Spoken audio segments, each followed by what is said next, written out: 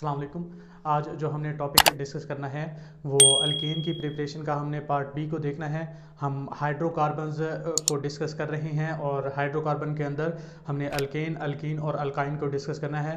तो हमारा पहला पार्ट चल रहा है अल्केन के बारे में। तो अल्केन की प्रिपरेशन का हम सेकंड पार्ट यानी पार्ट बी को हम डिस्कस कर रहे हैं। तो पिछला पार्ट जो था उसके अंदर हमने 3 प्रिपरेशंस को देखी थी। आज जो हम देखते हैं वो चौथी प्रिपरेशन यानी कोल्बीज इलेक्ट्रोलाइटिक मेथड के ज़रिए हम अल्केन को प्रिपेयर करने की कोशिश करेंगे। ठीक है जी। तो पीछे हमने एक लास्ट वाला जो मेथड पढ़ा था कि मोनोकार्बोक्सिलिक एसिड से हम क्या कर सकते हैं, डीकार्बोक्सिलेशन करके, और हम क्या कर सकते थे, अल्केन को प्रोड्यूस कर सकते थे। अब कोल्बीज इलेक्ट्रोलाइटिक मेथड के अंदर भी हम सेम वही चीज़ इस्तेमाल कर रहे हैं, मतलब रिएक्टेंट सेम है। वहाँ पर भी हमने क्या इस्तेमाल किया था कि जो मोनोकार्बोक्सिलिक एसिड होते हैं उसके साल्ट को यूज़ किया था। यहाँ पर भी हमने मोनोकार्बोक्सिलिक एसिड के साल्ट को ही यूज़ करना है। लेकिन फ़र्क क्या आएगा कि साथ हमने किस चीज़ को रिएक्ट करवाना है उस चीज़ पर। अब वहाँ पर जो है हमने सोडा लाइम को रिएक्ट करवाया था, लेकिन यहाँ पर हमने सोडा लाइम को रिएक्ट नहीं करवाना, बल्कि किसी बेस को साथ उसको रिएक्ट करवाएंगे और साथ में उसको इलेक्ट्रोलाइज करेंगे। ठीक है जी। तो हमारे पास जो कोल्बीज इलेक्ट्रोलाइटिक मेथड है तो उसके अंदर अगर हम इसके रिएक्शन को लिखना चाहें तो ऐसे लिख सकते हैं, मोनोकार्बोक्सिलिक एसिड जो भी होगा उसका हमने साल्ट ले लेना है। साल्ट चाहे सोडियम का हो सकता है, पोटाशियम का भी हो सकता है। तो उसके साथ हमने क्या करना है, वाटर के साथ उसको हाइड्रोलाइज करना है। ठीक है जी। जब वाटर के साथ उसको हाइड्रोलाइज करेंगे तो क्या बन जाएगा, हमारे पास एक अल्केन आ जाएगा। ठीक है जी। फिर उसके बाद 2 कार्बन डाइऑक्साइड के मॉलिक्यूल निकल जाएंगे और यहाँ पर जो है जो 2 Na हैं वो यहाँ से 2 OH निकाल के और क्या बन जाएंगे, 2 NaOH बन जाएगा। और साथ में यहाँ पर जो 2 हाइड्रोजन बच जाएंगे वो हाइड्रोजन मिलकर और एक हाइड्रोजन का मॉलिक्यूल बना देंगे, गैस बन जाएगी। ठीक है जी। अब यहाँ पर क्या है, बेसिकली हम अगर इसको खोल के लिखें तो ऐसे लिख सकते हैं HOH। अब यहाँ पर 2 OH है और 2 H है, तो 2 OH जो है 2 Na के साथ मिलके 2 NaOH बना देंगे और 2 H जो है वो आपस में मिलके एक हाइड्रोजन का मॉलिक्यूल यानी गैस बन जाएगी। क्लियर हो जाएगी बात। और गैस जो है वो हवा के अंदर वेपोराइज हो जाएगी, मतलब निकल जाएगी, इवॉल्व हो जाएगी। क्लियर हो जाएगी बात। अब यहाँ पर जो है हमने देखना है कि ये जो रिएक्शन है ये कैसे हुआ है, इसकी इलेक्ट्रोलाइसिस हुई है। अब इलेक्ट्रोलाइसिस या हाइड्रोलिसिस भी कह सकते हैं। हाइड्रोलिसिस क्या होता है, वाटर के अंदर ब्रेक डाउन होना। अब इलेक्ट्रोलाइसिस के अंदर हमारे पास 2 इलेक्ट्रोड अवेलेबल होते हैं।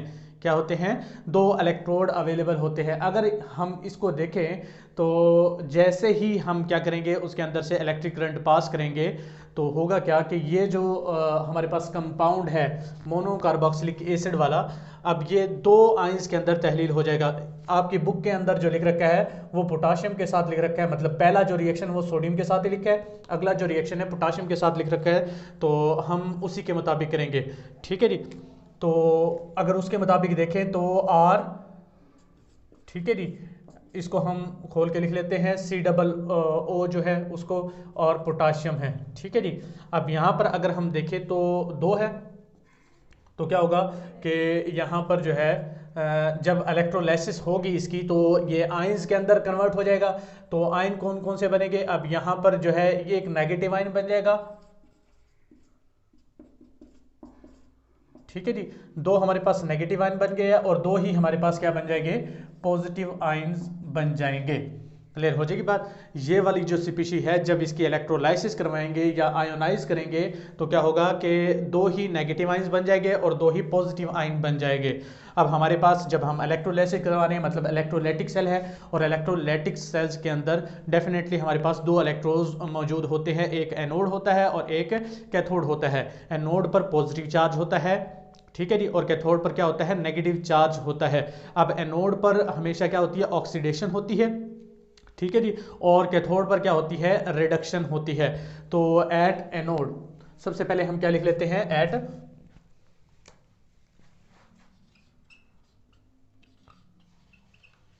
अब एनोड पर क्या होनी है, ऑक्सीडेशन। इस बात को आप जहन में रखना कि ऑक्सीडेशन होनी है।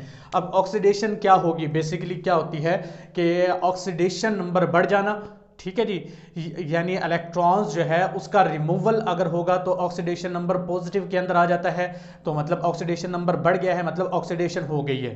ठीक है जी। तो अगर यहाँ पर देखें तो ये पॉजिटिव चार्ज है और ये नेगेटिव चार्ज है।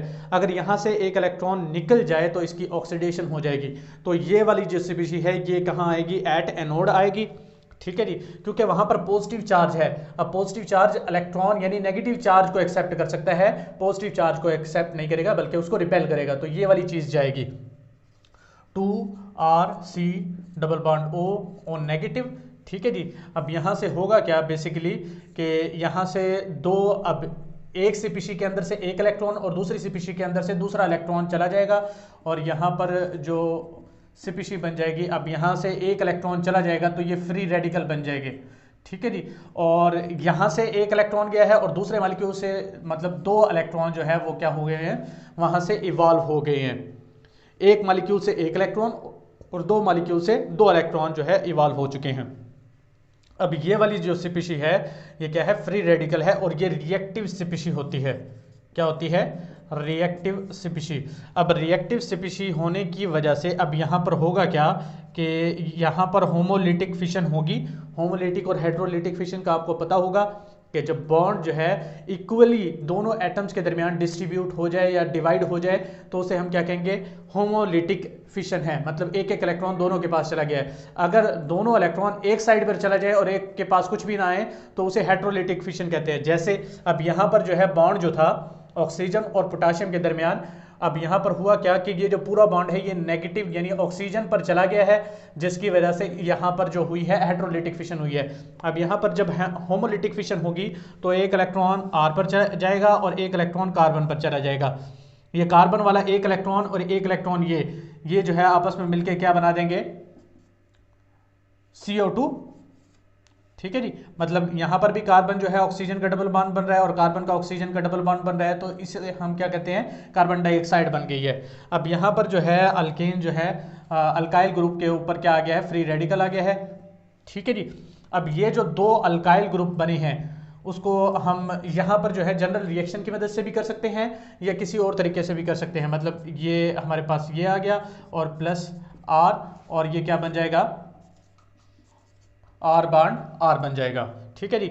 अब यहाँ पर अल्काइल ग्रुप की जगह पर कोई और चीज भी लगा सकते हैं। आपकी बुक के अंदर CH3 लगा रखा था, मैंने आपको पहले इसलिए समझाया ताकि जनरल रिएक्शन की मदद से आपको समझ में आ सके। अब यहाँ पर CH3 लगा दें तो ये भी CH3 है। ठीक है जी। अब यहाँ पर जो है CH3 पर क्या आ जाएगा, एक इलेक्ट्रॉन आ जाएगा, तो यहाँ पर CH3 का एक फ्री रेडिकल मतलब दो फ्री रेडिकल बन जाएंगे और दोनों जो है CH3 के जो रेडिकल है यहाँ पर भी CH3 और यहाँ पर भी CH3, तो CH3 और CH3 के दरमियान क्या बन जाएगा, बॉन्ड बन जाएगा और इसे हम कहते हैं इथेन कहते हैं। अब पीछे जो हमने मोनोकार्बोक्सिलिक एसिड के अंदर हमने कहा था कि उसकी डीकार्बोक्सिलेशन करने से, यहाँ पर भी हम डीकार्बोक्सिलेशन ही कर रहे हैं बेसिकली। ठीक है जी। लेकिन मेथड कोई और है, इलेक्ट्रोलाइसिस कर रहे हैं हम। वहाँ पर जो है हमने सोडा लाइम को यूज़ किया और वो जो है एन जो है वो कार्बोक्सिलिक एसिड जो कार्बोक्साइल ग्रुप है उसको निकाल लेता है। लेकिन यहाँ पर जो है हम इलेक्ट्रोलाइसिस कर रहे हैं और इस इलेक्ट्रोलाइसिस की वजह से होगा क्या, फ़ायदा क्या होता है कि अगर हमें सिमेट्रिकल अल्केन चाहिए है, क्या चाहिए है, सिमेट्रिकल अल्केन। सिमेट्रिकल का मतलब कि अगर हम कोई भी अल्केन है उसको बीच में से तोड़ें तो इक्वली डिवाइड हो जाए, कार्बन का जो नंबर है वो इक्वल होना चाहिए। यहाँ पर अगर एक है तो इस तरफ भी एक होना चाहिए, अगर बीच में से हम डिवाइड कर रहे हैं तो वो सिमेट्रिकल अल्केन होते हैं। तो यहाँ पर जो बनेगा हमेशा क्या बनेंगे, सिमेट्रिकल अल्केन बनेंगे। जो डीकार्बोक्सिलेशन ऑफ मोनोकार्बोक्सिलिक एसिड है वहाँ पर सिमेट्रिकल या अनसिमेट्रिकल दोनों बन सकते हैं। तो अगर हमें स्पेसिफिकली सिमेट्रिकल अल्केन चाहिए है तो हम ये वाला मेथड इख्तियार करेंगे। ठीक है जी। तो एट एनोड जो है वो अल्केन बन गया है और यहाँ पर हमारे पास दो इलेक्ट्रॉन आ गए हैं। ठीक है जी। तो दूसरा जो प्रोसेस होगा वो एट कैथोड होगा। ठीक है जी। अब एट कैथोड जो है हमारे पास दो स्पीशी है जो कि जा सकती है।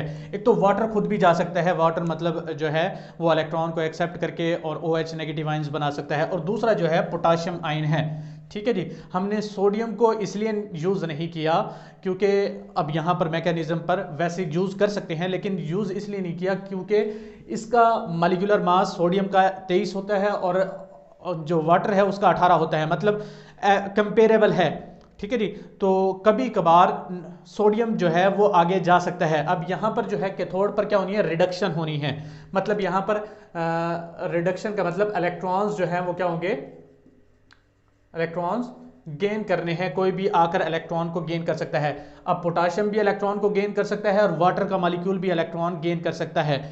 आपने जो है फर्स्ट ईयर के अंदर पढ़ा होगा कि जब मॉलिक्यूलर मास बढ़ जाता है तो उसकी जो वेलोसिटी है वो कम हो जाती है, ठीक है जी, डिफ्यूजन का रेट उसका कम हो जाता है।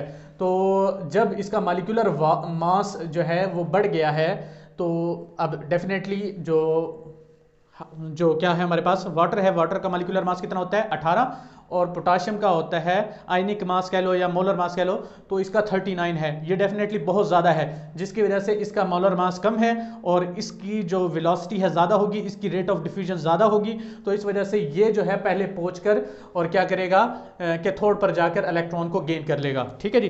तो वाटर जो है वो क्या करेगा, कैथोड के पास जाकर 2H2O, और ये जो है इलेक्ट्रॉन को, ये जो दो इलेक्ट्रॉन इसने निकाले थे, ये दो इलेक्ट्रॉन को क्या करेगा, एक्सेप्ट करेगा। 2OH नेगेटिव और प्लस H2 गैस निकल जाएगी, ठीक है जी। वो मैंने आपको बताया भी था कि ऐसे आपने समझ लेना है कि दो हाइड्रोजन जो है वो क्या बना देंगे, हाइड्रोजन गैस, और 2OH नेगेटिव आयन निकल जाएंगे हमारे पास।